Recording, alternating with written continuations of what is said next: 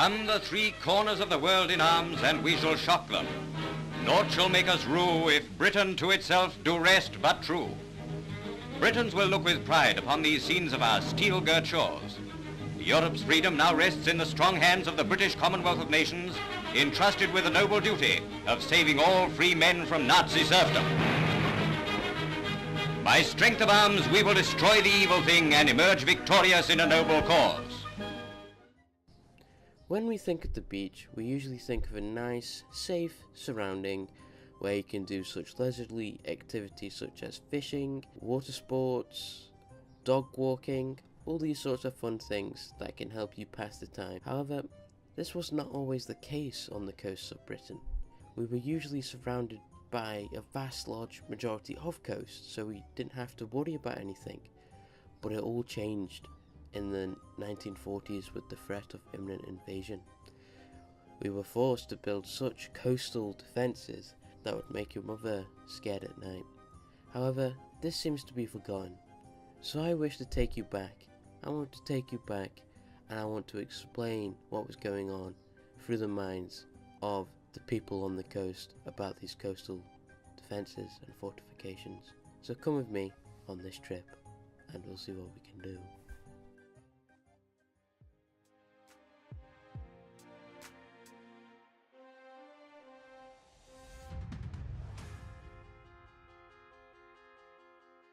Bunkers like this one were strewn across Britain. They were tasked with defeating Hitler's armies for when they possibly landed on the British shores. They were emplaced with 6 machine gun emplacements if it was a Type 22. The one we're looking at now is a Type 22. They usually consist of 6 machine guns, each facing at a different angle to give a very good covering arc.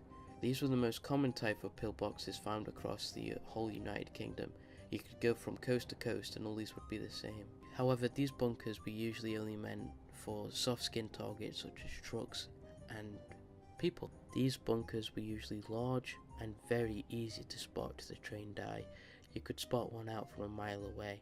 However, they provided a very useful service for defending Britain's coast during the wartime period. This bunker is one of the larger bunkers in the area. This is a small bunker complex, and it would usually consist of a power generation room, a radio room, and an observation room. There are other bunkers as well strewn across the coast. This smaller bunker was really used to keep eyes on a distant location of the coast. This bunker was a generally smaller bunker with 2 machine gun ports, and it was able to keep eyes and tabs on any incoming outgoing traffic on the coast. It is located in a remote section of a Scottish coastline, and it is very hard to get to. I could only imagine what they had to go through to get here each day. Most bunkers nowadays are derelict and not used. The only real uses for them are usually storing rubbish and for the local wildlife. There seems to be an abundance of local wildlife around each bunker I've visited, and here there is no exception to that rule.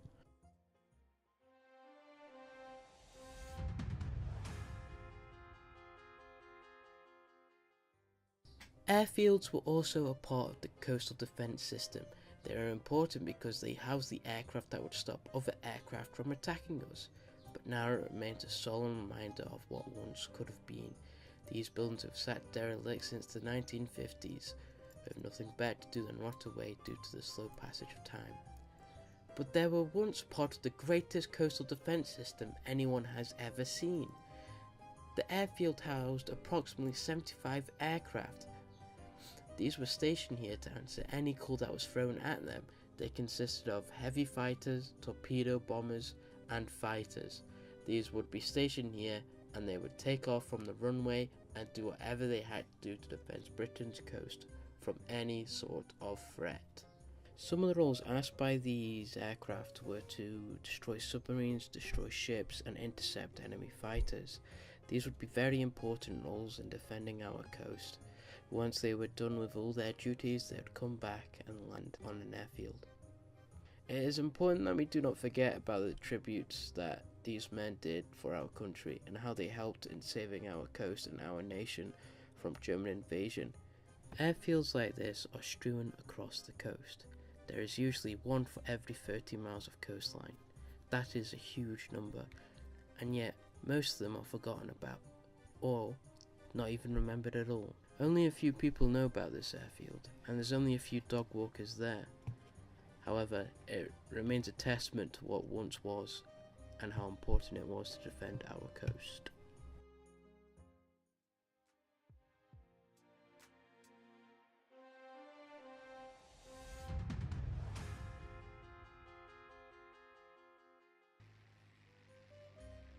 The Spitfire has the radiance and simplicity of a true icon.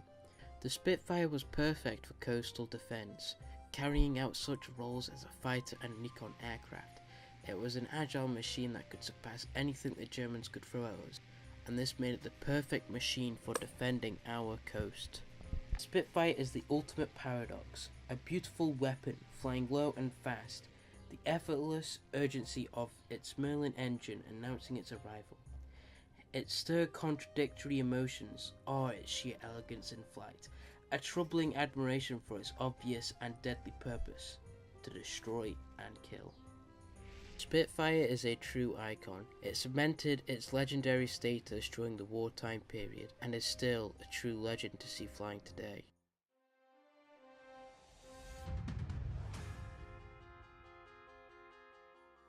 The Spitfire was powered by a Rolls-Royce Merlin engine, a V12 engine. The starting power of the engine was only 1,000 horsepower, but later on it was upgraded to over 2,000. It saw use in other aircraft such as the Hawk Hurricane and the Lancaster Bomber, to name a few. With this engine, it gave a Spitfire a huge edge in combat and coastal defence. Its climb rate was superior to anything and everything it came up against, outclimbing and outperforming almost everything at the time. A true glorious machine. The armaments of the Spitfire consisted of a wide range of 7.7mm machine guns to 20mm cannons, and all the armaments were mounted in the wings, as can be seen. Later on in the war, they mainly had 20mm cannons, as the 7.7mm machine guns were proving to be ineffective against later model aircraft.